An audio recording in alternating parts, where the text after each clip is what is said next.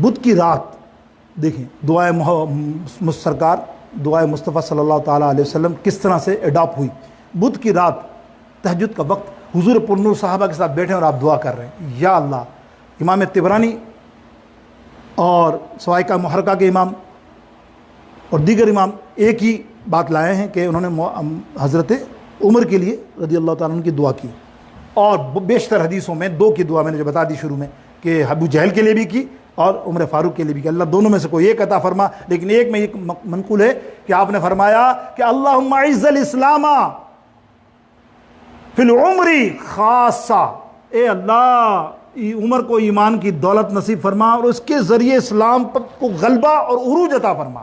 یہ دعا کے الفاظ حدیث پاک میں موجود ہیں. غلبہ اور عروج, میرے نبی کی دعا کا اثر دیکھو کیسی دعا نکلی ہے. دیکھیں آج آپ کے سامنے آ گیا عمر فاروق. اب صبح میٹنگ ہو رہی ہے کافروں کی, ابو جہل پارٹی, اسلام پھیل رہا تھا. 39 مسلمان اس وقت ہوئے تھے, 39 مسلمان ہوئے تھے. 39 نمبر آتا ہے حضرت امیر حمزہ رضی اللہ تعالیٰ عنہ کا, اور 40ویں ہمارے کون ہیں؟ فاروق اعظم. اس لیے ہمیں 40واں پسند ہے. لوگ جلتے ہیں کہ 40واں کیوں کرتے ہو؟ او بھائی 40واں ہے ہی ایسی بڑی شخصیت جس کی وجہ سے ہم کرتے ہیں. تو جلتا ہے تو جلتا رہے. ہمارے تو 40ویں عمر فاروق رضی اللہ تعالیٰ عنہ ہے میرے دوستو. اب عمر فاروق رضی اللہ تعالیٰ عنہ صبح میٹنگ ہے. ابو جہل کہہ رہے ہیں کوئی ہے, یہ تو اسلام پھیلا رہے ہیں, پھیلاتے جائیں گے, کیا کرنا چاہیے؟ ابو جہل نے ناپاک جسارت کی, استغفر اللہ, کہنا نہیں چاہیے کہ نبی کا چراغ گل کر دو, نعوذ باللہ سے معلوم. تو عمر اٹھے, بولا میں کروں گا. اس وقت ایمان نہیں لائے تھے. میں ان کا سر آپ کے پاس لا کے دوں گا, نعوذ باللہ. انہوں نے چیلنج کیا تلوار لے غصے میں, اور بہت بہادر تھے اور پڑھے لکھے. حضور علیہ السلام خود فرماتے ہیں کہ مکہ کے اندر چند لوگ پڑھے لکھے تھے جس میں حضور عمر فاروق رضی اللہ تعالیٰ عنہ, جو لکھنا بھی جانتے تھے, پڑھنا بھی جانتے تھے, جیسے اپنی زبان میں کہوں کہ انٹلیکچوئل, ادب بھی جانتے تھے, شاعری بھی جانتے تھے. سارا اسی وجہ سے وہ ایمان جو لانے کا مالا تھا نا, جو قرآن کو سنا پہلی دفعہ تو سمجھے یار یہ کون سی شاعری ہے. میں نے بڑی کتابیں پڑھی ہیں شعراء کی, لیکن یہ شعر اللہ دل پہ اثر کر گئے تھے جب بہن سے قرآن سنا تھا. یہ واقعے میں آئے گا بات, تو میں نے بتانے کا مقصد یہ ہے کہ اب سنیے.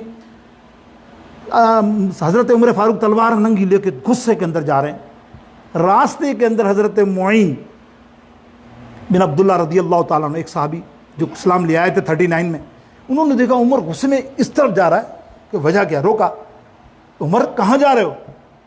غصے میں عمر نے اپنا امر بیان کیا کہ مجھے بس آج تو سر چاہیے, نعوذ باللہ, آج میں جا رہا ہوں. تو حضرت معین فرماتے ہیں ان کے سر کی تو دور کی بات ہے, ان کی سر سے پہلے تجھے کتنے سر لینے پڑیں گے جب جائے گا تو, لیکن پہلے تو اپنی بہن کا سر تو لے لے.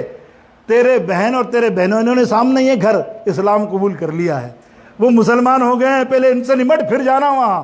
اللہ یہ سنا تو وہ پاسا ہی چینج ہو گیا. اب اپنے بہن کے گھر کی طرف گئے, وہی دروازے پہ آئے تو اندر حضرت خبیب رضی اللہ تعالیٰ عنہ ٹیچر تھے آپ کے قرآن سکھانے والے دونوں کو, حضرت سعید اور حضرت فاطمہ آپ کی بہن, دونوں قرآن سیکھ رہے تھے, پڑھ رہے تھے قرآن.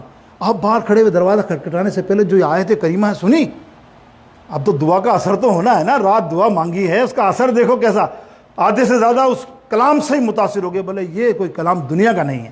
اندر گئے, وہ بڑا لمبا واقعہ ہے کہ مارا پیٹا سب کچھ کیا. بہن نے آخر خونم خان ہو کر بھی کہا کہ عمر تم میرے جسم کے بوٹی بوٹی ٹکڑے ٹکڑے کر دے, انشاءاللہ ہر ایک کے اندر سے آواز آئے گی اسلام زندہ باد, اسلام زندہ باد. نبی کا دامن میں کبھی نہیں چھوڑوں گی, اللہ اور رسول کا دامن کبھی نہیں چھوڑوں گی. یہ دیکھا کہ میری بہن کبھی میرے سامنے بولتی نہیں تھی, آج ایسا جذبہ. تھوڑا پگھلے مسراد یہ ہے کہ اس کے بعد آپ نے بھی تسلیم کیا. وہ حضرت خبیب تھے نا جو پڑھا رہے تھے, وہ حضرت عمر کے آنے کی آواز سن کے دروازے کے پیچھے چھپ گئے, اور یہ دونوں کا ہی معاملہ رہا.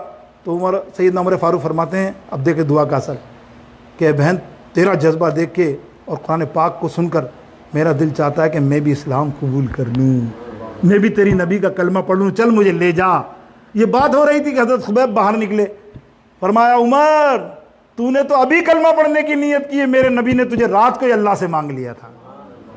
یہ انتخاب میرے رب کا انتخاب ہے سیدنا عمر فاروق. اب دیکھو آگے, اب چلتے جا رہے ہیں, وہاں سیدنا امیر حمزہ باہر پہرا دے رہے ہیں اور مولا پہرا دے رہے ہیں, اور حضرت عمر ننگی تلوار لے کے ساتھ آ رہے ہیں حضرت خبیب کے.